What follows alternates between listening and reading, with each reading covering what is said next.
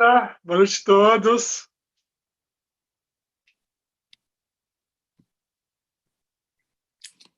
Sejam bem-vindos e bem-vindas ao Encontro de Saberes Essenciais.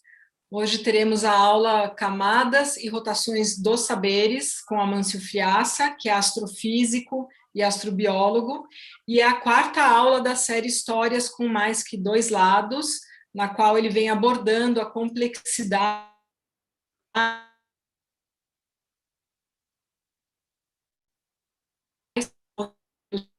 dos universais, associação sem fins lucrativos, que realiza atividades direcionadas ao estudo, pesquisa, produção e divulgação de ideias, possibilidades e serviços que integrem os saberes fundamentais, a arte, a ciência e a espiritualidade. Esses encontros são gratuitos e você pode retribuir adquirindo a produção artesanal, alimentar e extrativista de comunidades indígenas e quilombolas por meio da rede multiétnica, um projeto recém-lançado pelo CEL e Casa de Cultura Cavaleiro de Jorge.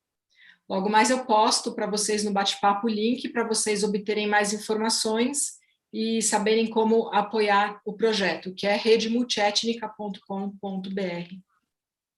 Então, boa noite, Amâncio, bem-vindo. Boa noite. E excelente notícia essa da rede multiétnica, né? A gente tem que dar todo o suporte, né, para as comunidades tradicionais, né? É necessário. E o tema de hoje vai ter a ver assim, com a própria natureza do céu, que é a relação entre arte, ciência e espiritualidade. E, normalmente, a gente imagina de um modo linear essa relação. Ou seja, como se no meio, né, ou em cima, estivesse a espiritualidade, aí na região intermediária, a arte, e naquela parte assim mais plana, mais na superfície, mais da crosta, né, a ciência. E, na verdade, né, o modo como o próprio céu articula esses saberes, ele não pressupõe esse tipo de hierarquia ou de estrutura linear, né, que, no fundo, também envolveria dois lados, ou seja, um lado superior e um lado inferior. Mas antes como algo em movimento, né, como uma dança, né, como uma rotação, onde você, numa rotação, né, imagina assim 3 pessoas rodopiando, de mãos dadas, né? Então, uma dá a mão para outras duas, e aí fazem o seu giro. Então, é desse modo que a gente pode conceber a relação entre arte, ciência e espiritualidade, né? O que é cada uma dessas, né, depende do contexto, né? Então, inclusive, a palavra artes, na Idade Média, era usado tanto para representar o que é arte e o que é ciência, né? E nas artes liberais, nós temos coisas como aritmética, geometria, astronomia e música. Então, todas essas coisas juntas. E o símbolo que eu vou utilizar hoje é o símbolo do horizonte e o símbolo do polo, né? Então, ou seja, a própria palavra polo, né, já mostra que você tem algo em torno do qual as coisas giram, né? Então, quando a gente começa a falar de polaridade, a gente tem uma acepção muito contemporânea e muito restrita, que está havendo uma polarização. Ou seja, como se tivesse assim, dois polos, né, que eles se opõem, que eles dividem. Mas não é essa a ideia original da palavra polo. A palavra polo vem da astronomia e é aquele ponto do céu em torno do qual o céu gira. Ou seja, a palavra ela remete a um significado de revolução, de rotação, de revolver.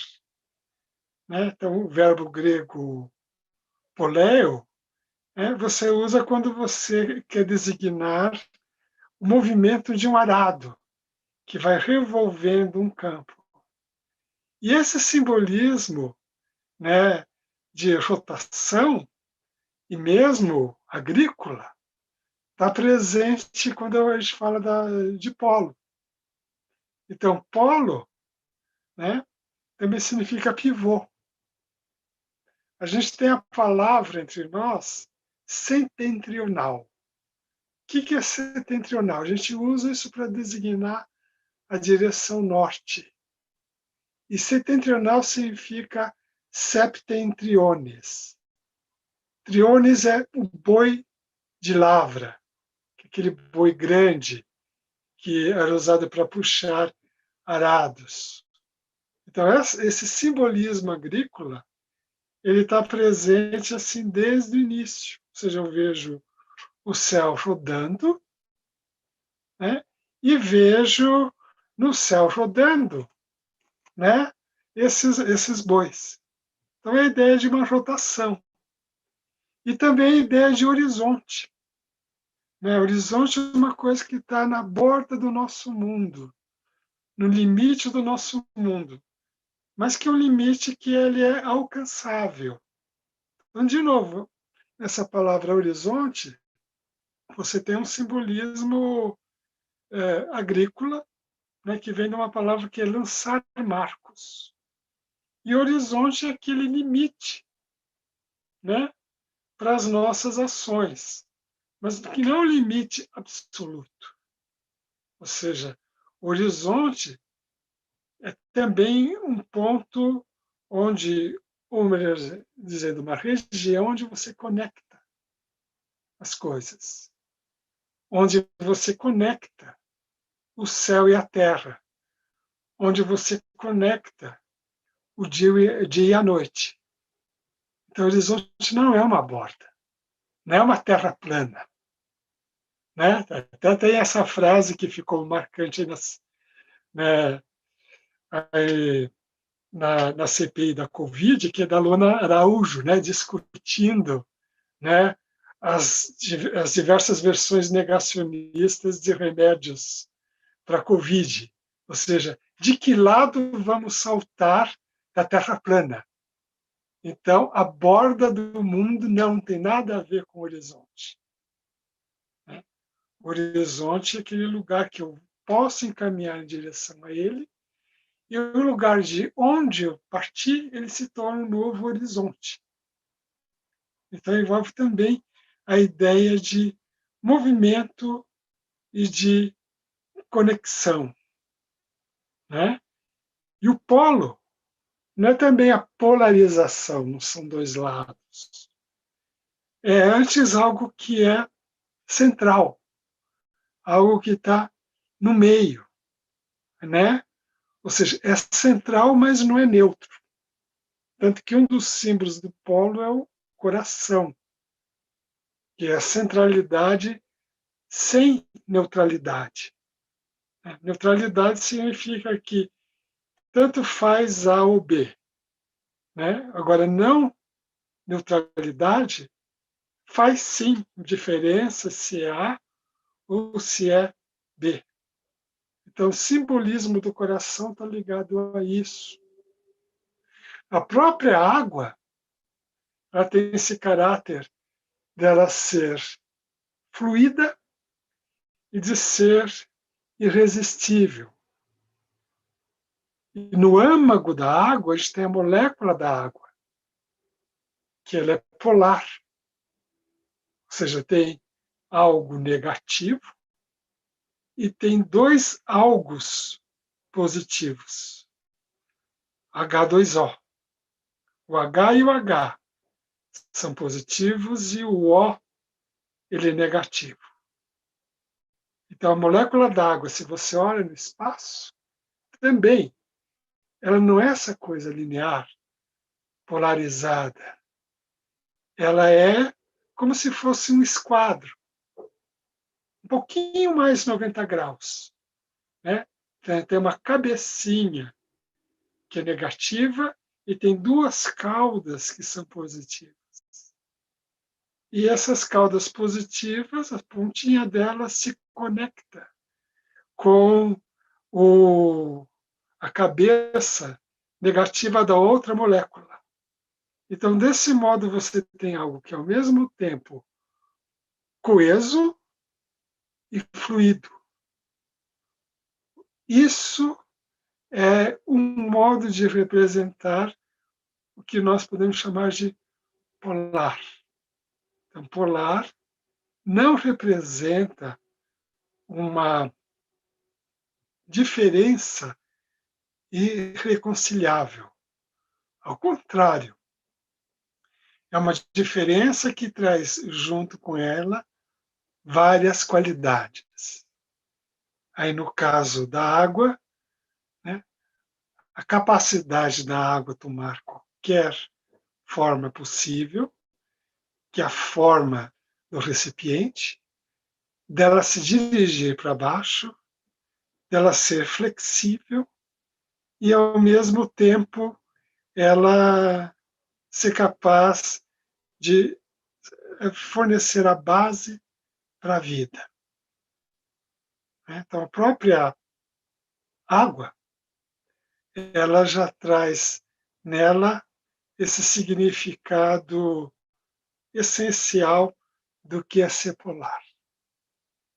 Polar não é uma linearidade entre opostos não reconciliáveis. Polar não é neutralidade. Né? E, antes de mais nada, tem algo de redondo no polar. Quando olho para o céu, eu vejo que o céu gira em torno de um ponto. Esse ponto é o polo.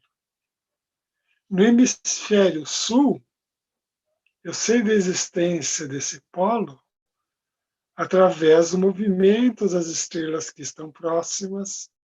O cruzeiro do sul ele vai revolvendo.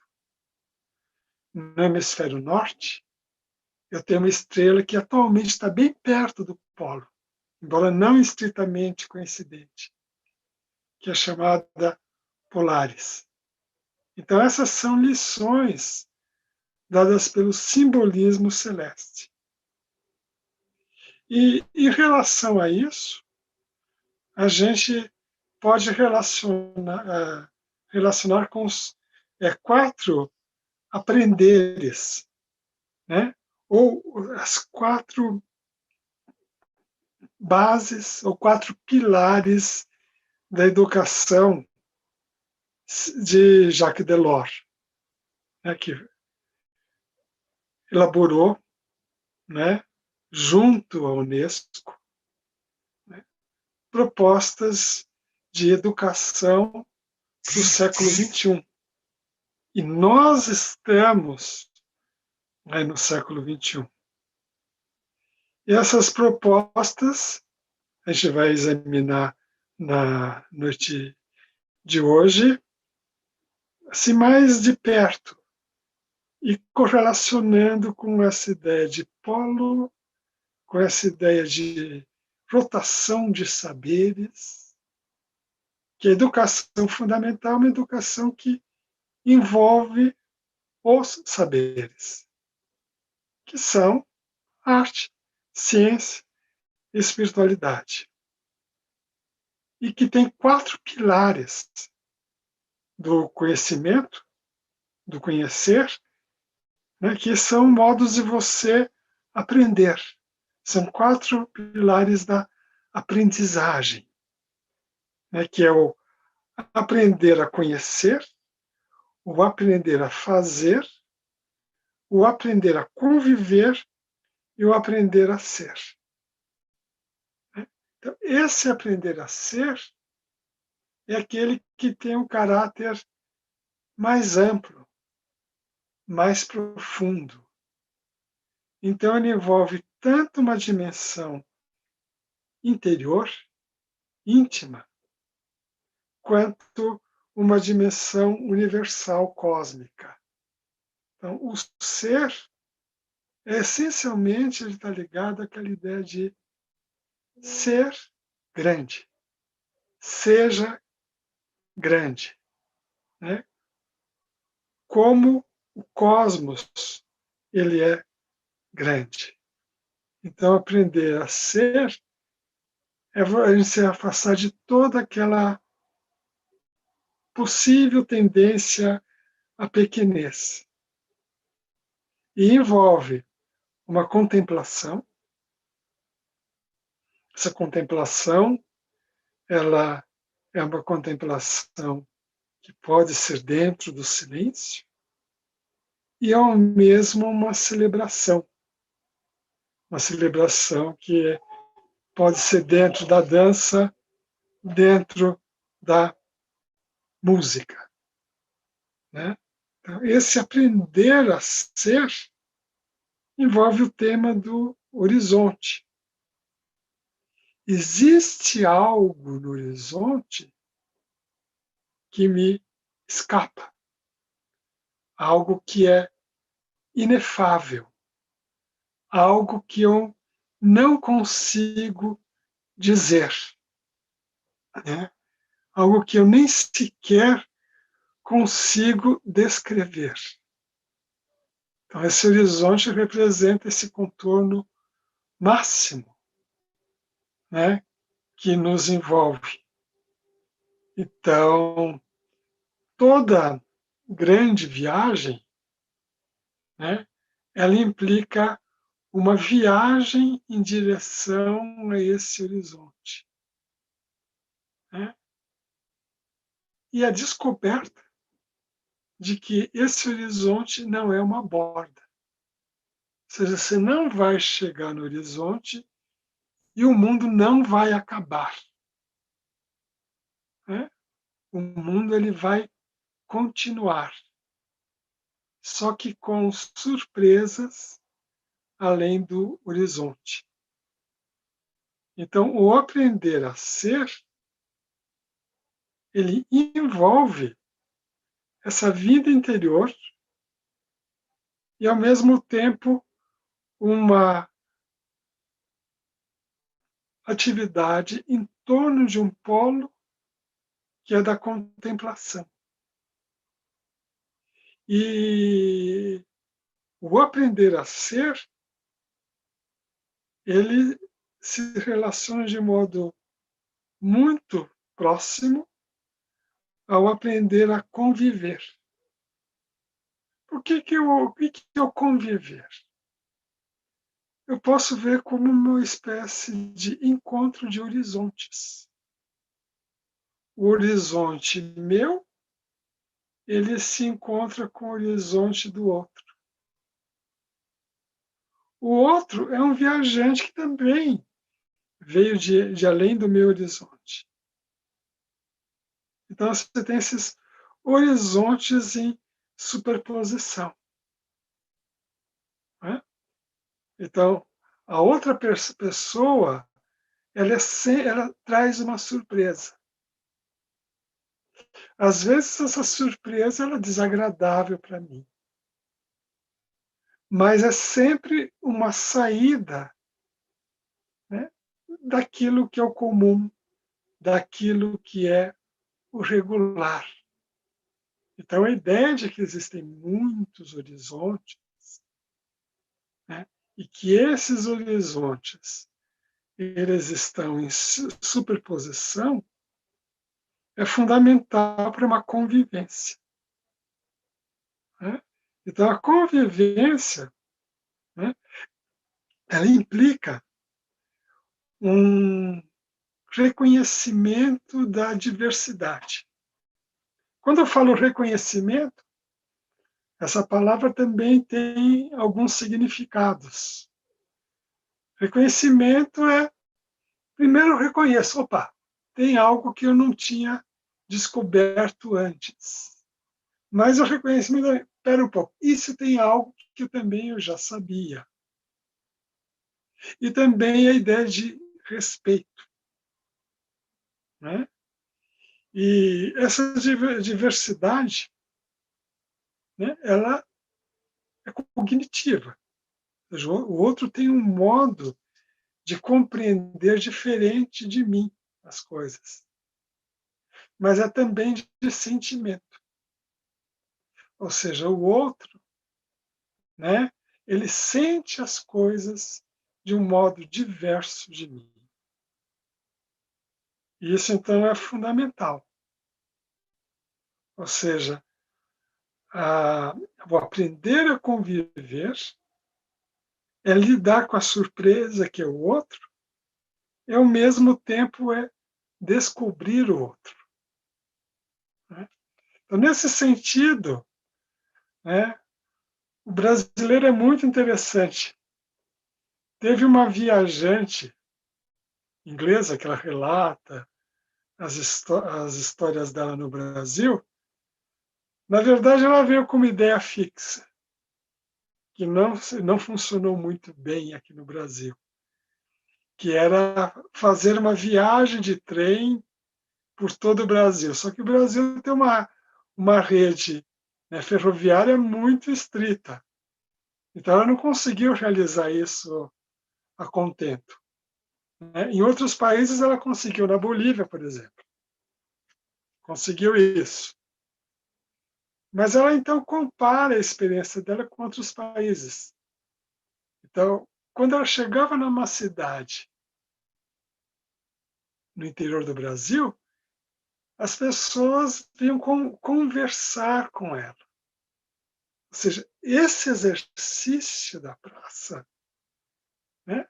Alguém chega na praça, o que você vai fazer em relação a essa pessoa? Você vai ficar desconfiado ou você vai conversar?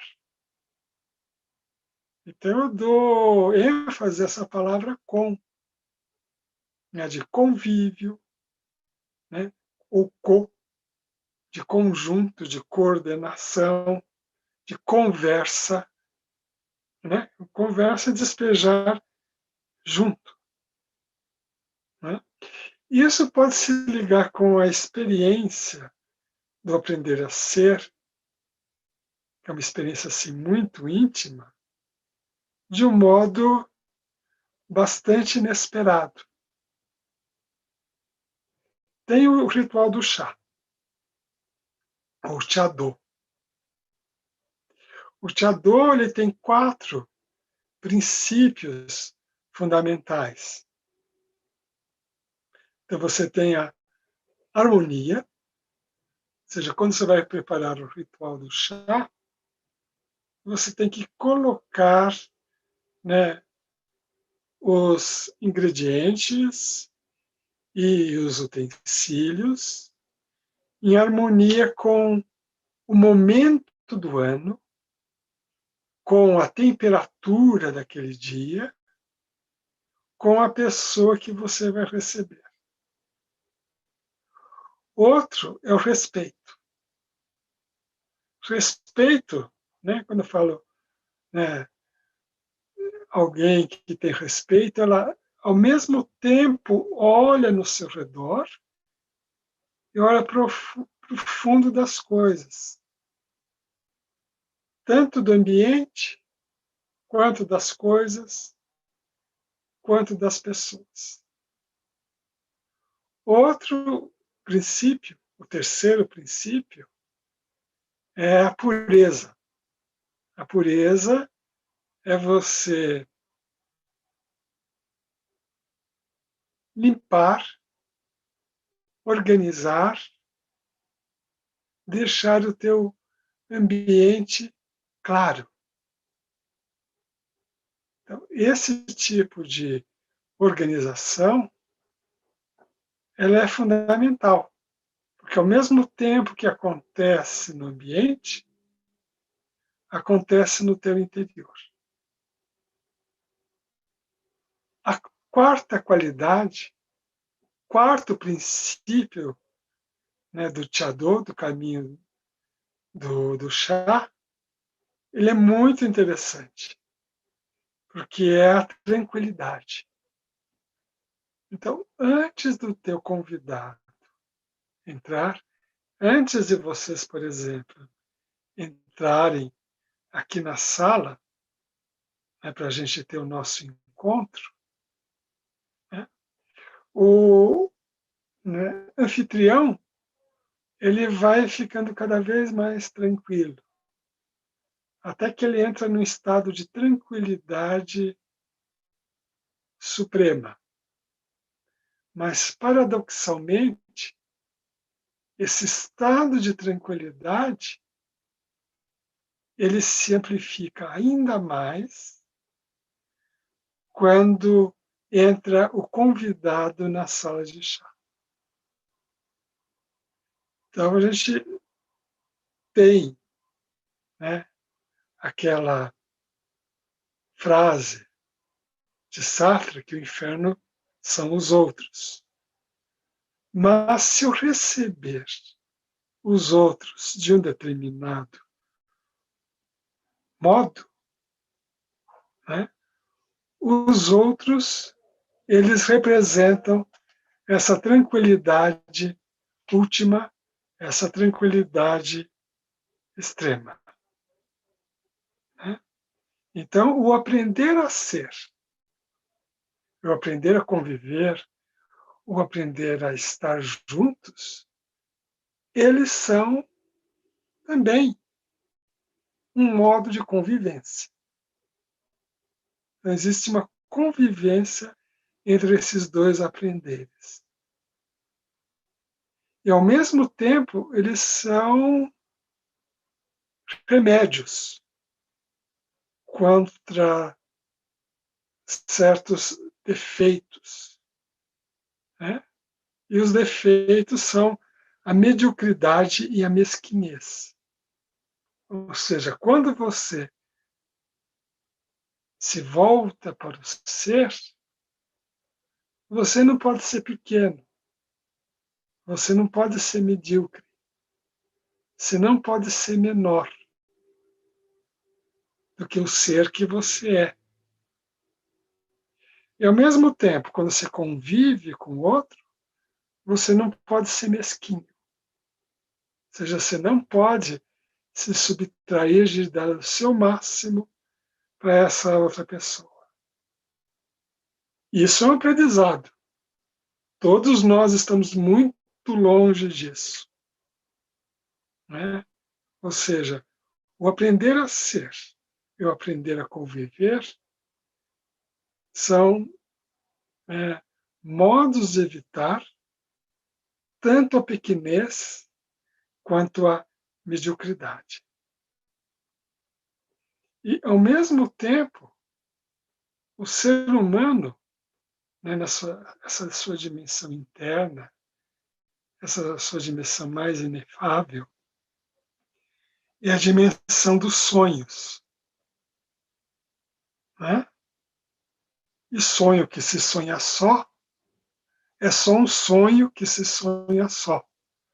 Mas sonho que se sonha junto é realidade. Né? Então, essa dimensão interior, ela é essa dimensão onírica dos sonhos, mas não são sonhos fechados neles mesmos. É os sonhos como sonhos, né, falados em muitas tradições, né, nas tradições nativas aqui, é o mundo dos sonhos, é o mundo dos sonhos dos aborígenes australianos, ou seja, é um local com céu e com terra. por onde a gente caminha, né? E o processo de aprender é um processo de uma viagem interior, né?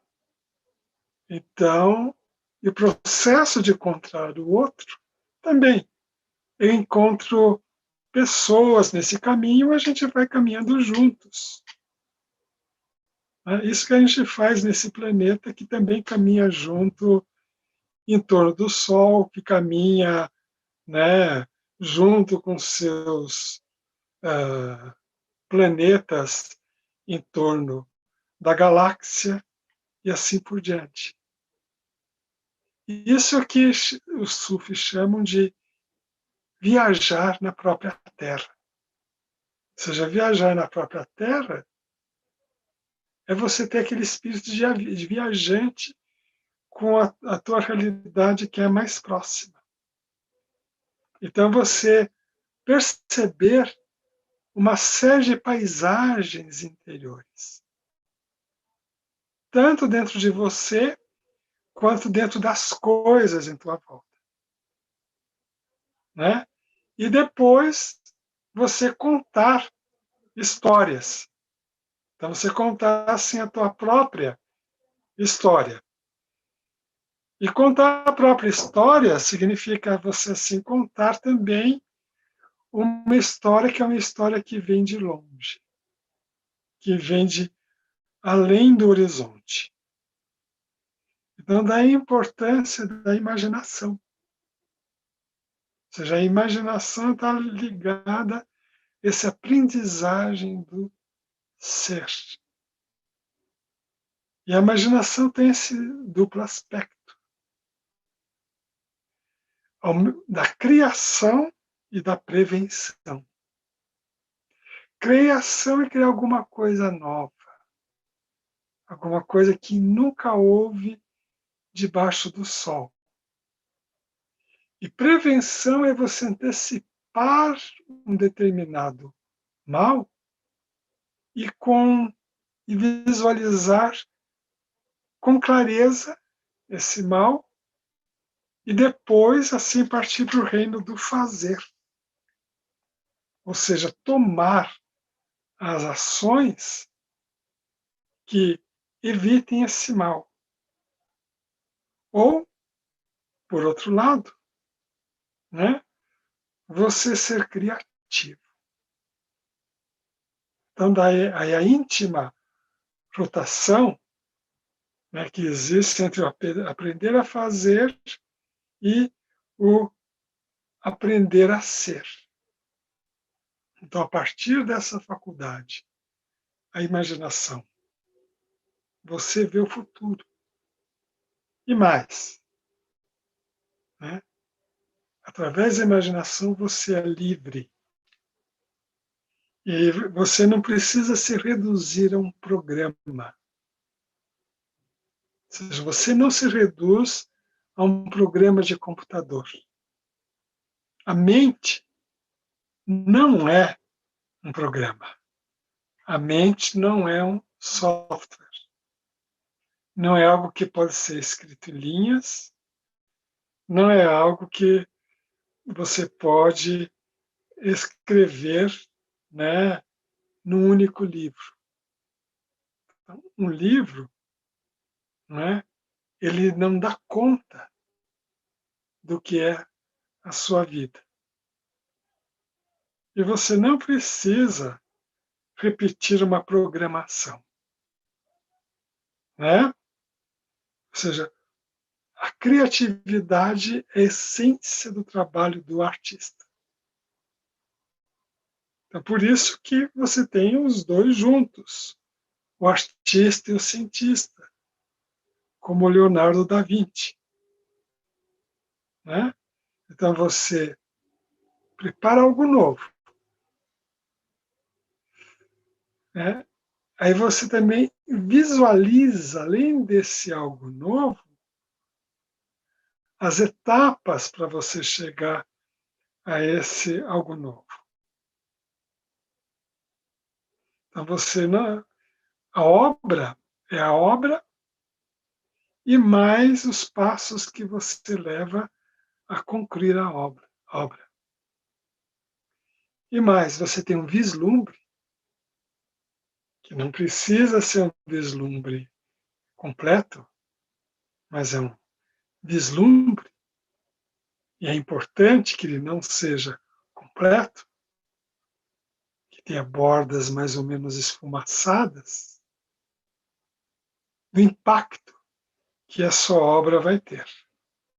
E, de novo, aí você vai ter sempre uma surpresa.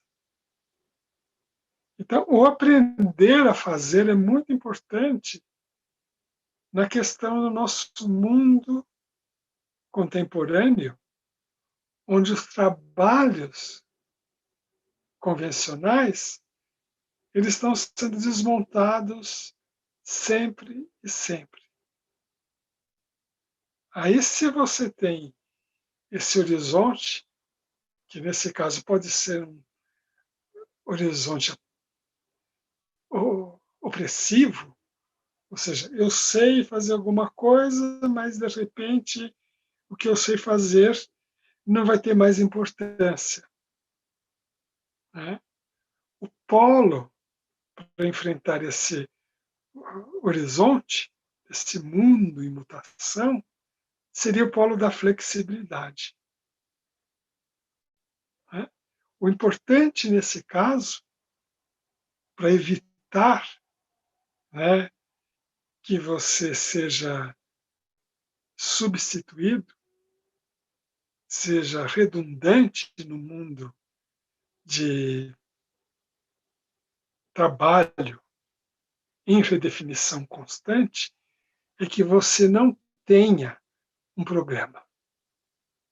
Que você não tenha um programa como se fosse um programa de computador. Né? Que você não haja como robô. Stephen Hawking ele falou, né? Quando perguntar para ele se o ser humano será substituído por robôs. A resposta dele foi simples. Se o ser humano agir como robô, será substituído como robô. Então, o melhor a fazer é você não agir como robô. Ou seja, você não buscar eficiência a todo custo, mas, em vez disso, buscar a flexibilidade. E mais, o que nós produzimos, né, não são só objetos materiais. O que a gente produz são também símbolos. O que a gente produz são sentimentos. O que a gente produz são emoções, né? Então, emoções é aquela contraparte exterior do sentimento. Então, sentimento, emoção, né? Então, se fala de inteligência emocional, mas também existe uma inteligência sentimental, que envolve essa sensibilidade, esse cultivo da sensibilidade, e que a gente faz isso na proximidade com os outros, né? E nesse fazer, mais do que habilidades assim específicas, que são habilidades direcionadas a problemas que você vai resolver, a tarefas que você vai resolver, o que se pede de você são competências mais generalizadas. Ou seja, em vez de você ter habilidade específica,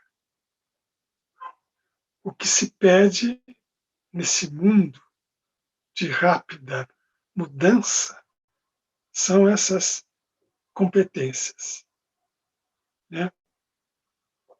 E, paradoxalmente, a vida interior mais rica, ela vai também propiciar o desenvolvimento de competências.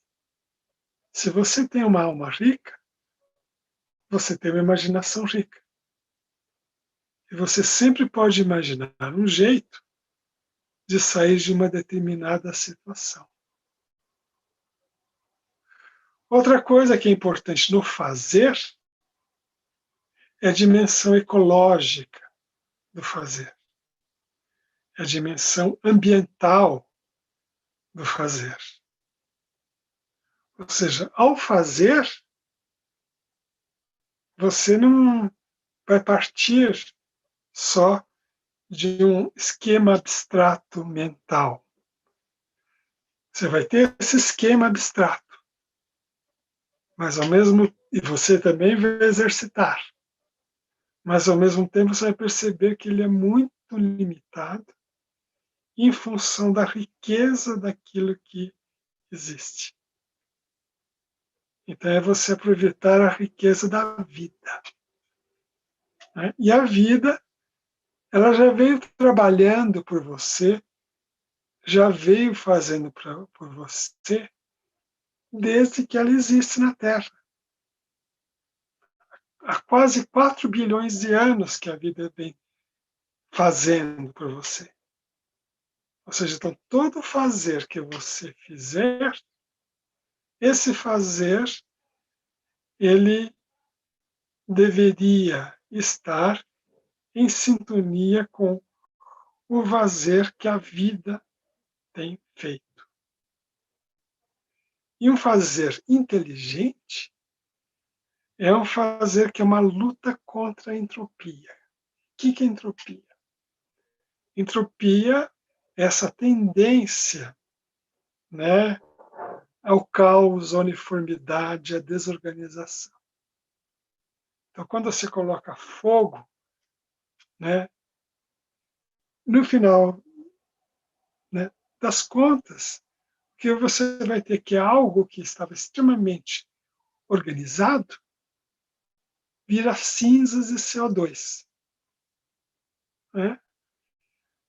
Ao contrário, né, o fazer inteligente, você vai manter a vida como ela está, e mais do que isso, você vai promover que a vida ela prospere. Ou seja, em vez de você destruir, aí você tem essa riqueza aí da vida, essa diversidade. Né? Ou seja, é muito fácil destruir. E é muito burro destruir. O difícil e inteligente é você criar e manter. Né? Então, nesse sentido, nós estamos vivendo uma crise ecológica que vai se acentuar. Então, a gente precisa de um aprender a fazer em tempos de antropoceno. Então, lembre então que esse fazer é fazer do artista e também o artífice. Não é o fazer do ladrão, do devastador. O fazer do artista é criar obras belas, a partir das obras belas, que elas estão latentes no mundo. E então o que acontece no antropoceno é que nós estamos tendo um grande fazer global anti-artístico, de destruição, de enfeiamento e anticientífico. Porque a ciência que ela vai dizer de limites. Né? Se você derrubar a floresta, vai faltar água. Só que vai faltar mais coisa. Você precisa do olho do espírito. Se você derrubar a floresta, vão sumir os espíritos. Né? Os espíritos que estavam cuidando de você. E pode ser que alguns desses espíritos fiquem muito furiosos. E aí eles derramem sobre você a sua fúria. Então a gente precisa ter toda uma redefinição desses aprenderes do relatório de Lor, para tempos do antropoceno. Se a gente vai precisar redefinir o aprender a conhecer, o aprender a fazer, o aprender a conviver, o aprender a ser. Né? Então, nesse sentido, né, a arte ela implica o homem não só como homo faber. O que é o homo faber? Que faz coisas. Quando a gente pensa faz coisas, a gente pensa, fez o fogo, fez o arado, mas ele também fez as pinturas nas cavernas. Que é a comunicação com o mundo espiritual. Ele fez fetiches com materiais orgânicos, gravetos e plantas. Né? Diferentemente das pinturas nas cavernas, esses objetos vegetais eles têm uma vida curta, mas são todos fenômenos de horizonte. Ou seja, onde o horizonte da Terra ele se encontra com o horizonte do céu. E o homem não é só o homo faber, é também o homo narrans, que é o homem que cria narrativas.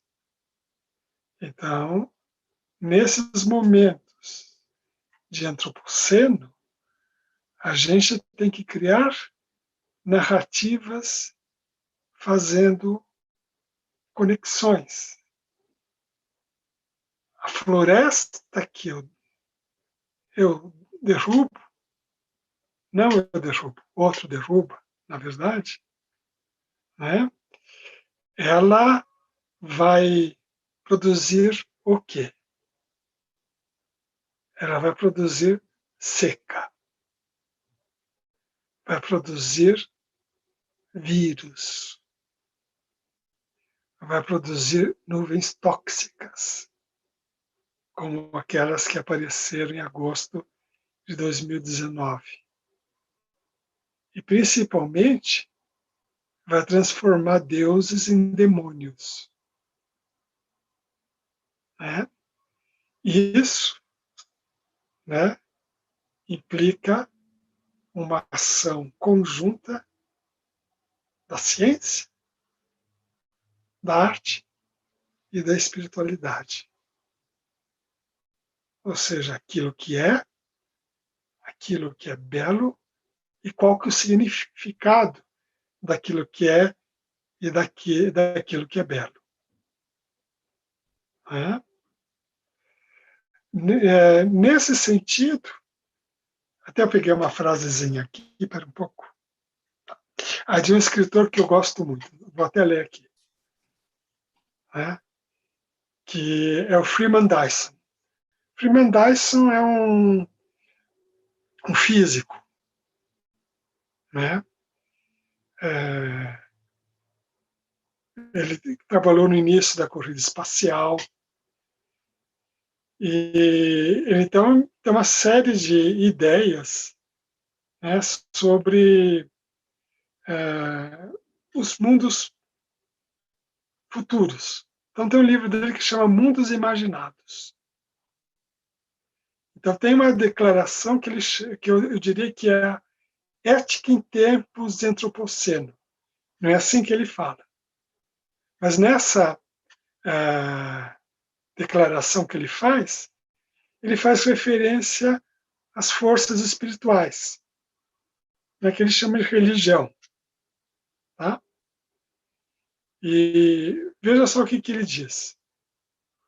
O poder da ética deve ser exercido pelo movimento ambientalista.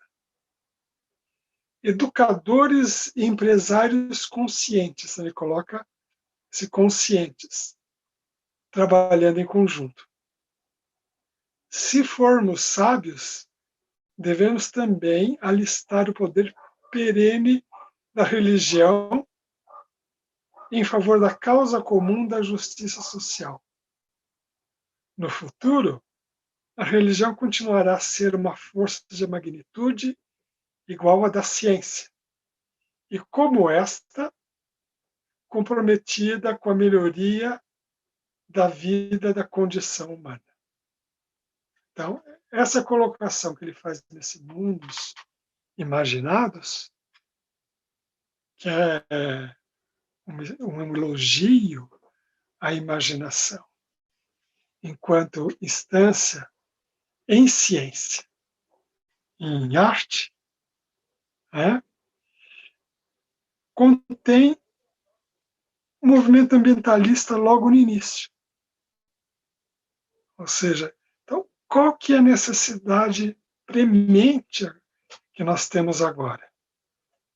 De trabalhar com essa parte, né, de educação para manter a Terra como ela é. Houve, por exemplo, o protocolo, tem alguns exemplos bem-sucedidos.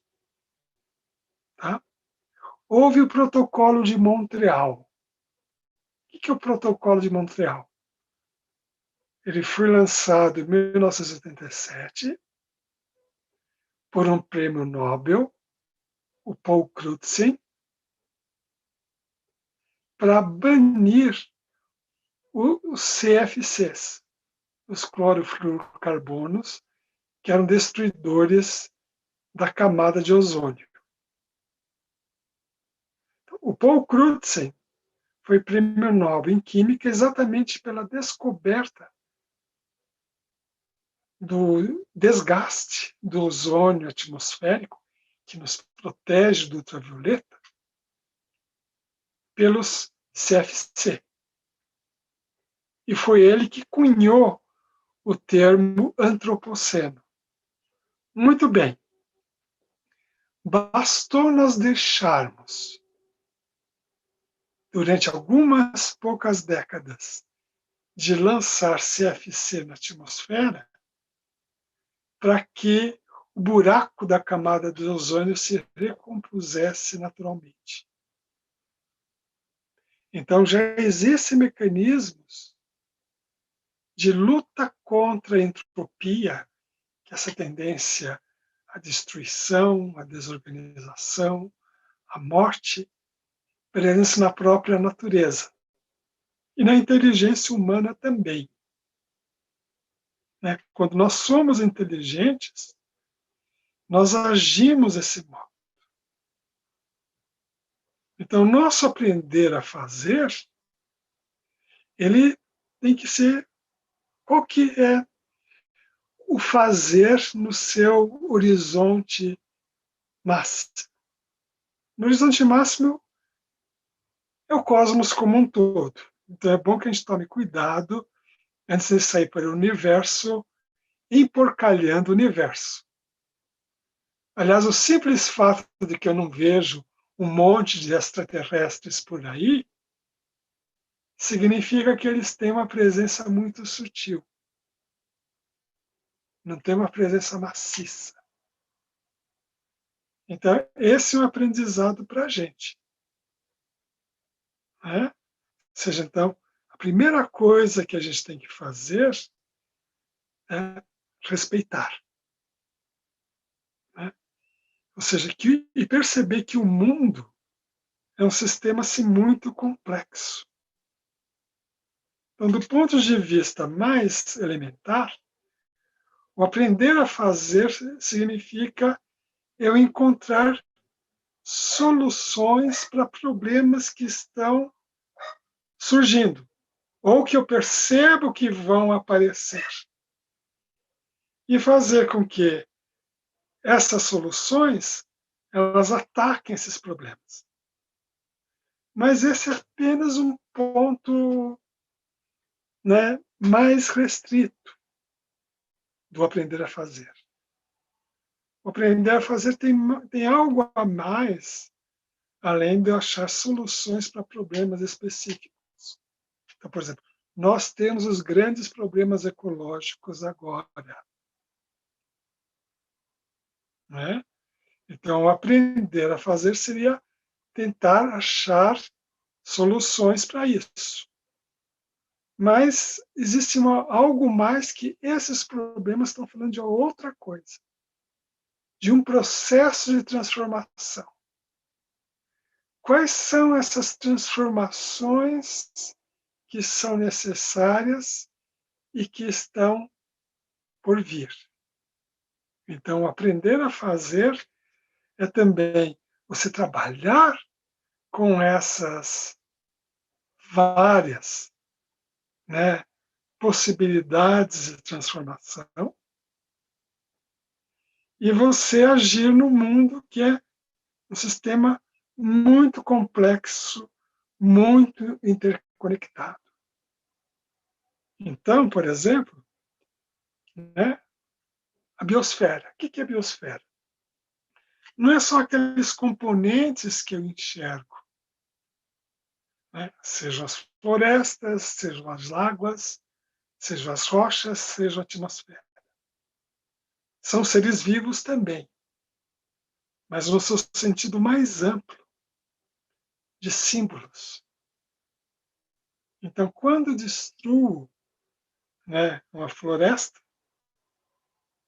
eu também estou destruindo, né, símbolos. Então, o fazer é um fazer com símbolos.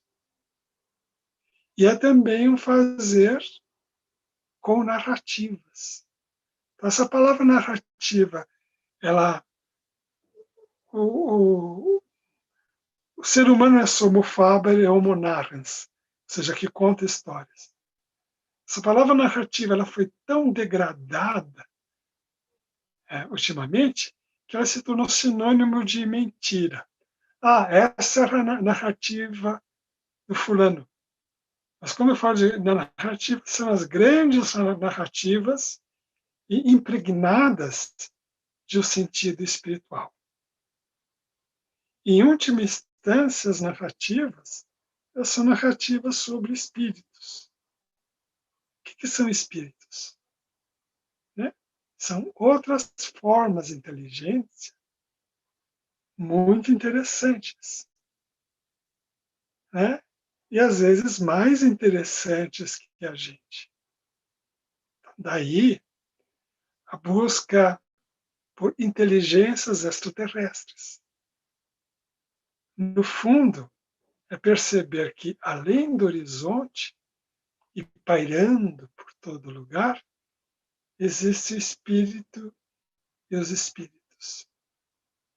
Então, de novo, esse fazer agora, ele se torna intimamente relacionado com o ser. E esses dias apareceu de novo Vênus. Né? O ano passado, mais ou menos nessa época, né? Vênus, um pouquinho depois, na verdade, né? Vênus ele apareceu pela primeira vez como estrela da manhã. Agora está aparecendo como estrela da tarde, lindíssima. E Vênus aparece sempre no horizonte, como que para indicar que ela, que é a madrinha dos artistas, está dizendo que a nossa ação artística, ela, em última instância, vai até o horizonte. E que mantém o céu não chato sobre nós, e nem a terra chata, mas os dois bem redondos e em relação criativa. E por aqui eu paro. Perguntas, questões, colocações? Aguardo você, gente.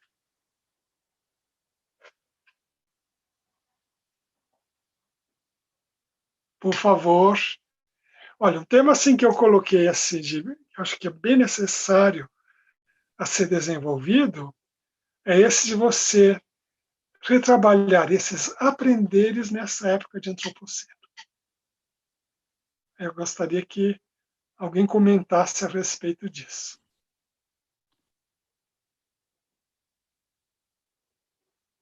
Agora é a vez de vocês falarem.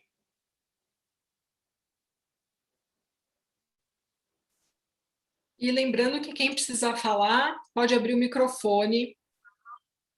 Estão todos fechados, ou então levanta a mão que a gente abre o microfone para vocês. Eu só estou aqui vendo, gente. Eu não estou no... A Cíntia sempre faz perguntas. Cadê a Cíntia? Hoje ela não vai fazer. Não vai fazer. Vai sim, pelo amor de Deus.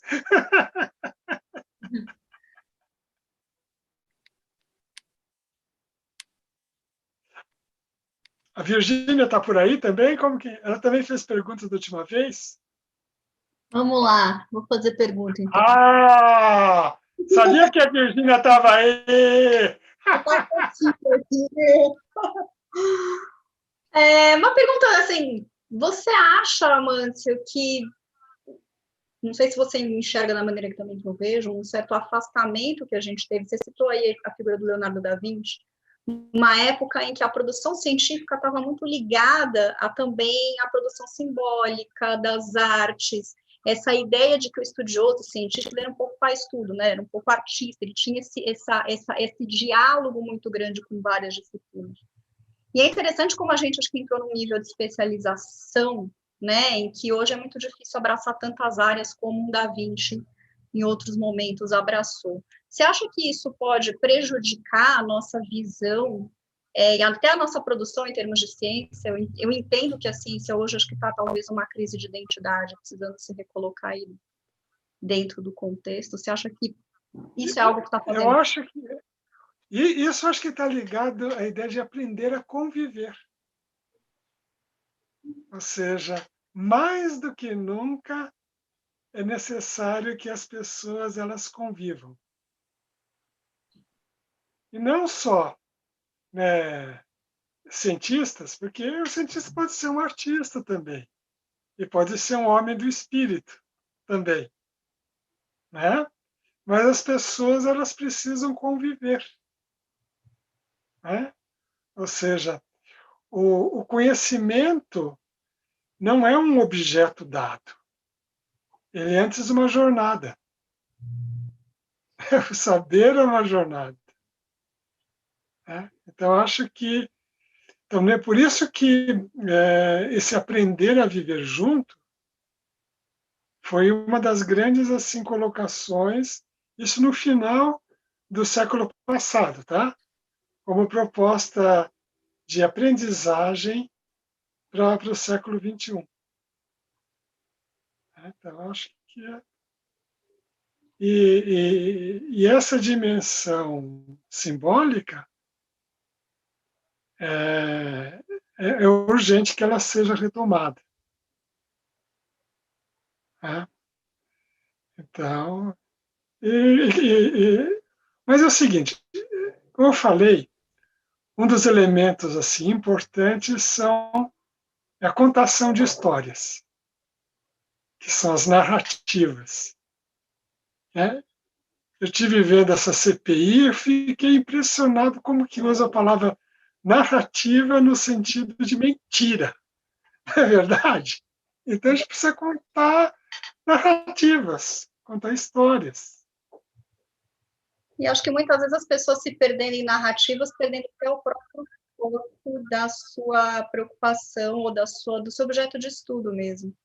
Vendo história, por exemplo, de pessoas envolvidas com a ciência, que eu, pelo menos olhando aqui de fora, até como por ser psicanalista também, olhando como pessoas se perderam dentro de seus estudos, justamente por entrarem e por precisarem de narrativas, né? Eu acho que é uma necessidade humana narrativa, e esse afastamento talvez tenha feito com que as pessoas falhassem um pouco nas suas... perderam o foco. Acho que a narrativa, muitas vezes, quando você tem uma narrativa, na verdade, não é que a gente está com falta de narrativa, na verdade, né? Não excesso de narrativas. As pessoas falam de briga de narrativas, mas acho que é uma falta de narrativa, né? O que você tem é uma repetição de narrativas, né? Então, é sempre que, no fundo, é uma mentira muito simplória. Né? Eu fico impressionado como que as pessoas conseguem acreditar nisso. Então, eu acho que são versões, né? Falta talvez a verdade, como você falou. Então, são várias narrativas que são mentiras, e qual que é a verdade? A gente não sabe, né? Tem várias versões, cada um colocando a sua versão, ou seja, a sua narrativa, né? O seu lado da história, talvez. Sim. Aí alguns se aproveitam também para colocar mentiras também, mas a gente não sabe qual que é a verdade, né? Acho que isso vira uma grande confusão, porque a gente vê que cada um está defendendo o seu lado. A questão é a seguinte, né? É como eu falo, por isso que eu coloquei logo no início desse curso a fita de Möbius, que aquela tem um lado só, né? Então, tem algumas coisas que tem um lado só. Agora, você inventar que tem mais de um lado, Exatamente. tem dois lados, isso já é uma mentira. E também tem o seguinte, é o modo como a gente lida com incertezas. Nossa, Ou seja, então, muitas das mentiras têm a ver com amplificação de incerteza. Quando eu tomo uma determinada atitude, eu tenho um certo grau de certeza. Então, são dois tipos de mentira. Uma é quando você diz que tem certeza quando não tem. Outra quando você diz que tem incerteza quando tem certeza. Então, e o segundo tipo de mentira, ou seja, você inventar uma incerteza quando existe uma certeza razoável, né, é o tipo de mentira contemporânea, que dá origem aos negacionismos. É o doisladismo. O doisladismo é dizer que algo tem dois lados. Não, tem coisas que só tem um lado. Né? Ou tem coisas que têm muitos lados. Talvez a gente tenha entrado numa era de tanta relativização em tantas coisas que as pessoas perderam um pouco da dimensão do que é de fato relativo e daquilo que já é um fato dado. Né? Sentir, especialmente essa história da CPI, por exemplo, eu vi muito isso. Assim, o que era um fato dado, muitas vezes as pessoas têm uma dificuldade de aceitar aquilo como um fato concreto. Né? Mas impressionante é como certas coisas, como certas mentiras tão óbvias, elas são aceitas. Ou seja, não é ceticismo, é uma credulidade extrema, né, que não tem a ver com a verdadeira espiritualidade. Entendeu? Mas é a ideia da repetição da mentira, né? Uma repetição de mentira, muitas vezes você consegue impor como uma verdade, ainda que de forma temporária. Você não consegue enganar todos por todo o tempo, mas muitas vezes uma mentira repetida fortemente, ela acaba se tornando, ainda que temporariamente, uma realidade. Exatamente. Então, uma coisa acho que a gente precisa recuperar é a ideia de narrativa. Amâncio, Oi, tudo bom? tudo bom, Amâncio? Amâncio, e nessa narrativa que a gente tem sempre crescemos com um instinto de rebanho, né, muito grande, né, de acreditar em conjunto e coletivo nas coisas. E o mundo pós-moderno nos coloca essa encruzilhada do indivíduo, que acha muitas coisas e tem sua coisa. E isso, quem sabe, de certo modo, que eu entendi que você estava falando, é que o coletivo, né, essas coisas, às vezes, procurar ideias mais simples, de comunidades mais voltadas ao reconhecimento com a natureza, do que essa complexidade mais que a gente criou de cidade, que é mais pautada no indivíduo. Isso é um complicante da nossa modernidade, nossa tempos atuais, né? Acho que um complicante nos nossos tempos atuais é que as pessoas são manada. Elas querem ser manada. Isso que é um problema, né? Em qualquer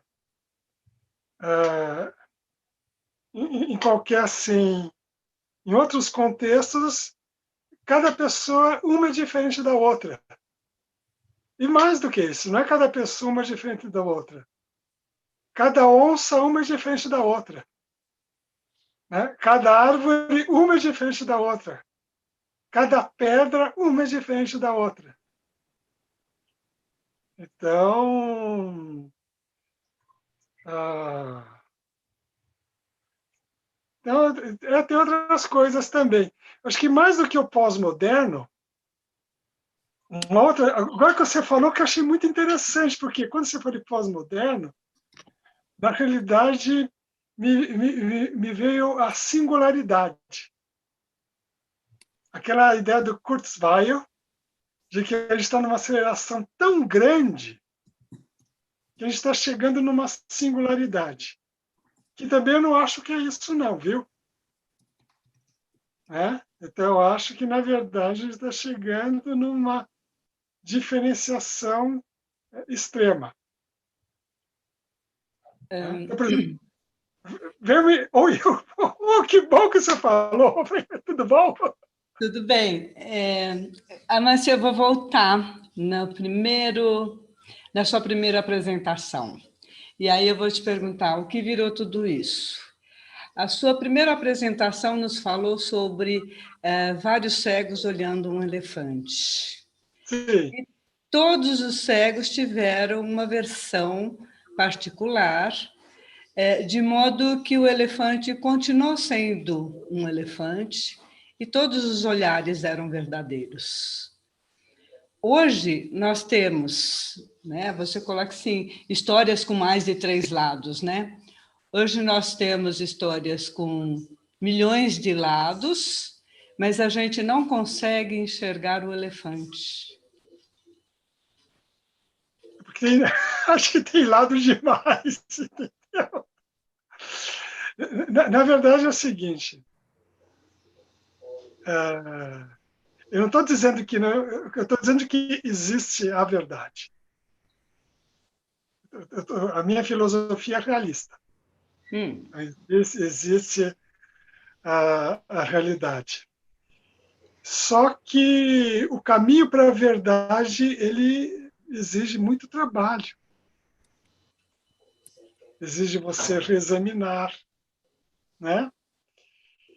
E na verdade, a história eu prossegui um pouquinho na história dos 7 cegos. E depois eles conversavam entre eles. Ou seja, esse processo da conversa entre eles é fundamental.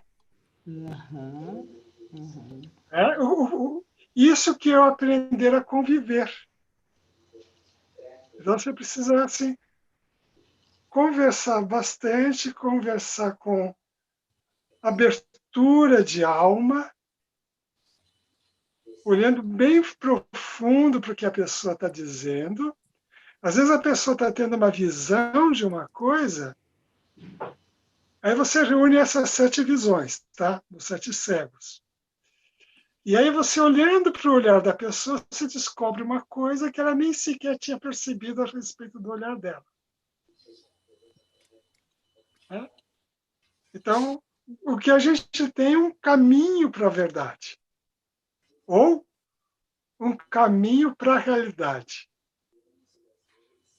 Que pode ser mais rápido ou mais lento. Né? Você pode ter várias estradas para a realidade. Porque eu fico imaginando assim, né, essa proposta da dança circular entre arte, ciência e espiritualidade, num século XXI, regido na sua maior parte, o planeta Terra está sendo regido na sua maior parte por grandes psicopatas. Sim, exatamente. Eu fico imaginando como essa dança circular pode acontecer. O psicopata é o seguinte: a gente tem que aprender com os índios. Ou com as civilizações tradicionais. O índio não estou falando só do Brasil, estou falando no sentido de indígenas e tradições nativas, que chegaram povos de lá com canhões e tomaram conta, mas eles sobreviveram. Muitos foram mortos. Então a gente tem que aprender com eles. A sobreviver, né? A sobreviver. É de se esperar que a condição dos nossos governantes fique cada vez pior. Você pode fazer contas nesse sentido. Essa é uma má notícia. Concordo. E aí, como que a gente vai enfrentar? Está na cara que a crise ecológica está acontecendo. Por isso que a gente precisa redimensionar. Eu estou muito envolvido com educação ambiental. Sim, sim. Ou seja, partindo da astrobiologia com educação ambiental. Nós temos um planeta que é a joia da galáxia. Você pode fazer. Eu acho que a grande questão é assim, como educar os poderosos, porque hoje nós estamos sabendo que a China vai construir uma cidade num lugar mais ecológico da Bahia. Se isso for verdade, eu acho um absurdo. E como que vai impedir poderosos a ter... Como a gente vai fazer poderosos a ter um mínimo de consciência? Um mínimo. No fundo, a China... Sabe que eu não tenho... Bem, aí a gente pode conversar com outras pessoas. Mas eu não tenho tanto medo da China, na verdade, porque ela tem milhares de anos de civilização. Né? Então, tem certos mecanismos. Filosofia chinesa é Xing. Qualquer filósofo lá tem que fazer um trabalho de Xing. Então, isso já dá... uma coisa que a gente precisa ter são limites. Né? Então, limites... Quando você vai fazer uma obra de arte, você faz uma obra de arte dentro de limites.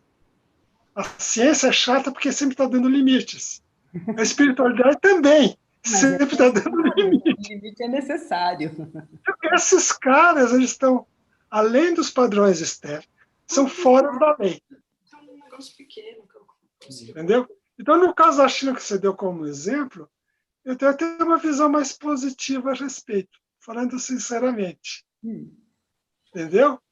Fico mais preocupado com Rússia, por exemplo. Entendeu? Então, ou América Latina. Né? Mas isso tudo, o que a gente precisa é conversar e conversar muito. É isso. Mas o que eu estou achando, assim, a gente precisa redimensionar o nosso trabalho para o antropoceno. Ou seja, é inevitável que a gente vai ter uma ação cada vez mais forte da humanidade sobre a Terra. E a gente está tendo uma ação até uma certa época que foi limitada, mas agora tem um problema de deslimitação, de destruição mesmo. Uhum, uhum. Né? E ele não está destruindo só a água. Esses espíritos vão ficar muito bravos com a gente. Vão virar demônios. Isso é óbvio. Uhum, uhum. Né? Uhum. Então, como fazer a redimensionar o ensino nesses tempos? Né? Eu, pessoalmente, estou com alguns projetos de educação ambiental. Quer dizer, não sei o que toco, quem toca são os meus alunos, na verdade. Uhum. Então, a gente precisa ter uma visão mais conjunta. Ou seja, algo assim pós-antropoceno. O antropoceno está sendo horrível. Entendeu? Então, a gente precisa ser uma coisa... E além, né? Ou seja, quando o Paul Crutzen inventou esse termo, ele inventou esse termo como um alerta. Ele teve uma ação que foi positiva, que foi para o Protocolo de Montreal. Uhum. Mas o Protocolo de Montreal atracou um problema. Né? A gente já está com uma meia dúzia deles, na verdade. Por exemplo, o amianto, mesmo aqui no Brasil, o amianto, que foi proibido, em Goiás eles voltaram para trás. Uhum. Né? O DDT. Né? Isso é só que eu estou falando uma coisa mais profunda, uma coisa cultural. Ou seja, ataque à cultura, ataque às tradições espirituais. Isso não é muito grave. É tão grave quanto. É grave. É muito grave também. Né? Então, o que a gente pode fazer? Por isso que a gente está conversando tudo isso. Né? Exatamente para trocar vários pontos de vista. O psicopata só ouve. Ele não aprende nunca. Uhum. Uhum. Porque ele não quer aprender. Uhum. Ele faz que ouve, né? Mas tudo bem. Exatamente. Ele faz que ouve. Faz que ouve. Então, Acho que é uma dinâmica social que acaba favorecendo a ascensão dos psicopatas em determinadas posições.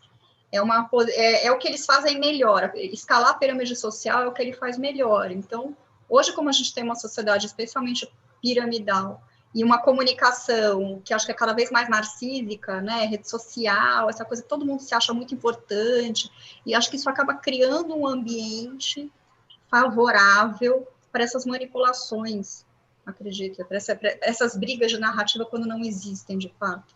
o que você precisa é o seguinte: ouve o outro, se pergunta, eu estou errado? Né? Eu erro e percebo que eu erro dezenas de vezes por dia. Esse exercício fundamental. Uhum. Uhum. Né? E, infelizmente, os governantes não fazem isso. Uma boa parte deles, não estou dizendo que todos, uma boa parte não faz isso. Né? Eu lembro, assim, no ano das Torres Gêmeas, né? Era para ser o Ano Internacional do Diálogo Interculturas. Opa! Era para ser. Que absurdo! Não, Né? não sabia disso. Eu não sabia Era disso. para ser. Ironicamente foi então, isso? eu assisti uma entrevista na BBC. Nossa! O presidente do Irã na época, que era o Mohammad Khatami. Então, tem até um belo livro que chama, acho que, Revolução e Esperança. Né? E ele estava falando o seguinte, né, muito interessante. Quando você vai para uma discussão, você tem que ir preparado para você mudar de opinião durante a discussão. Esse que é o modo, né, verdadeiro de ir para uma discussão. Que não tem nada a ver com a tradição grega. A tradição grega, eu tenho que ganhar discussão a todo custo. Aí não, você vai numa discussão, espera um pouco, mas ele está falando uma coisa que ele está certo, eu estou errado. Então, isso também é um aprendizado que... Por isso que eu falei que eu tenho mais confiança na China. Existe algo subjacente, que é uma tradição espiritual. Está lá há 10 mil anos. Então, seja como for, a gente precisa pensar em alguma coisa juntos, nós. Como que a gente vai enfrentar esse maldito antropoceno? Que não só tem a parte, né, dos sistemas da biosfera, mas também tem da psicosfera, que a gente está atacando, dilapidando essa psicosfera.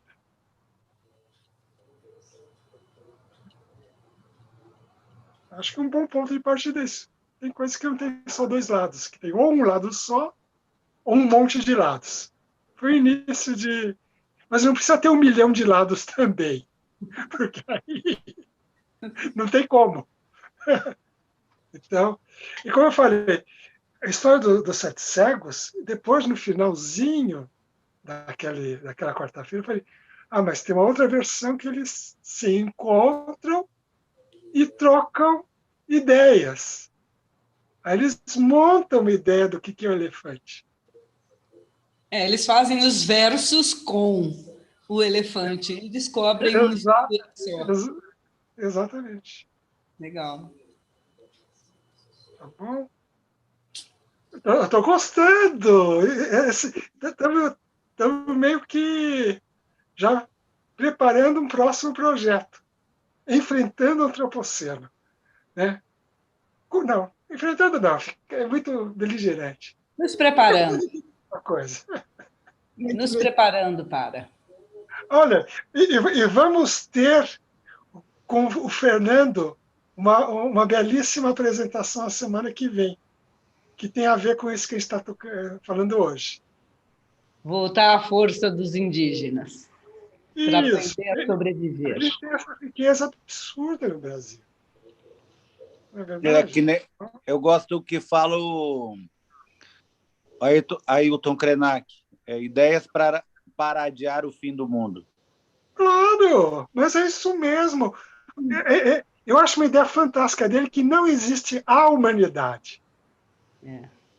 Essa é uma grande abstração. Existe um monte de gente, uma diferente da outra.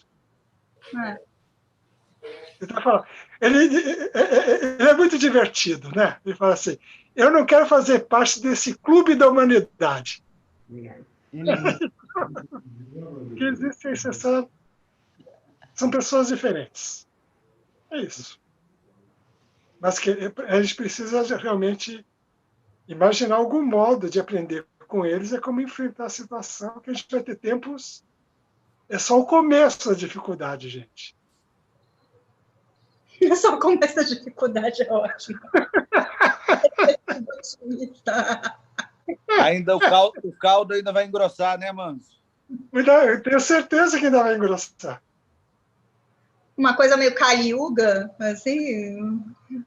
Bem Kali Yuga, viu? Tá tudo acelerando. Né? Então, vamos prestar muita atenção aí. Mas tem muita gente tendo boas ideias, a gente trocar ideias. Por isso que a gente precisa de uma massa crítica, né? De pessoas, cada um com muitos pontos de vista, cada um com vários tipos de atuação. E tem coisas maravilhosas acontecendo o tempo todo também. Né? É trazer essas coisas para cá. Então é isso, gente. E prestem atenção nos sonhos. E não estou falando dos sonhos neuros, estou falando dos sonhos noturnos, que eles estão com muitas mensagens também. Mâncio, eu te mandei uma mensagem, acho que não deu tempo ainda de ler, eu te mandei uma mensagem até envolvendo história de sonho e projeto, depois você dá uma olhada, te mandei por e-mail. Quando que você mandou isso? Agora? Não, eu mandei ontem de noite, eu mandei um monte de coisa. Peguei e mandei e-mail, não por aqui, eu peguei da internet teu contato aberto, teu e-mail aberto do IAG. Então, do IAG, do IAG? Ah, tá bom, perfeito. Tá ótimo, então. Pode ser que tem 2 e-mails, eu peguei os 2 e mandei, tem 2 Meu e-mails. Deus, você mandou, às vezes passa desapercebido. Não, Pessoal... você vai ler com calma, mandei bastante coisa. Que às vezes chegam 100 e-mails assim, seja num dia para... Mas eu vou ver com atenção Vê agora. lá, GNH, né, vê lá. Quero. Vou ver. Tá bom, gente? Fiquei muito feliz nessa conversa com vocês. Tá? E não percam o Fernando a semana que vem. É importantíssimo. Tá bom? Então, eu vou dar um beijão para vocês. Helena, pode me desligar aí. Tá Boa certo, noite, Amâncio. obrigada. Muito obrigada. Muito obrigada. Lembrando que hoje chegamos ao fim, né, do ciclo de encontros, de 4 palestras, com a Amâncio Menos os Fiasco, meus, né? vamos Mas ficar com continua. saudade. Continua, claro, iremos continuar, né? E as aulas continuam, mas esses ciclos encerra hoje, então, né? Ficaremos com saudade das suas aulas, mas lembrando que foram todas gravadas e estão disponíveis no canal do YouTube do Centro de Estudos Universais, para quem perdeu ou para quem quiser rever.